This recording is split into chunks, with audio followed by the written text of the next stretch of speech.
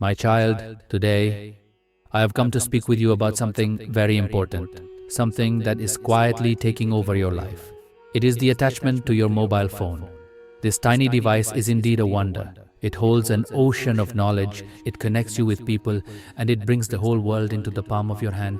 But when this very tool begins to steal your sleep, distract your focus, disturb your mind, and build walls between you and your goals, then, my child, it is no longer your servant, it has become your master. Signs. When the phone turns into an addiction, does your hand often reach for your phone without any reason? Do your eyes stay fixed on its glow even when you're lying in bed and sleep is waiting for you? Do even the smallest notifications pull your attention away from your studies or important tasks? If yes, then this is not just a habit. It is an addiction. Why does this attachment happen? Understand this, my child. It is not merely a lack of willpower. It is how your brain functions. Each time you see a new message, a like, or a post, your brain releases a chemical called dopamine. It gives you a momentary sense of pleasure, and your brain begins to crave this pleasure again and again. That is why you keep picking up your phone.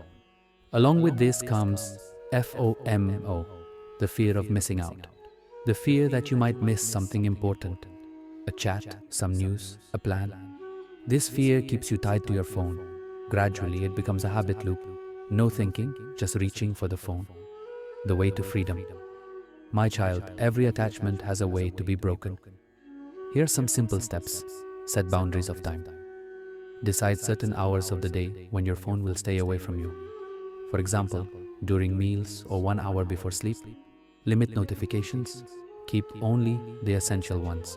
Turn off the rest. Keep it out of sight. While studying or sleeping, place your phone in another room. Find alternatives. When you feel like picking up the phone, read a book, play, listen to music, or learn a new skill. Use grayscale mode. Turn your phone screen black and white. Without colors, its attraction will naturally reduce. Track your usage. Check daily how many hours you spend on your phone. This truth itself will motivate you to change. Celebrate small wins. If you reduced your phone use by even half an hour today, congratulate yourself. These small steps lead to big victories.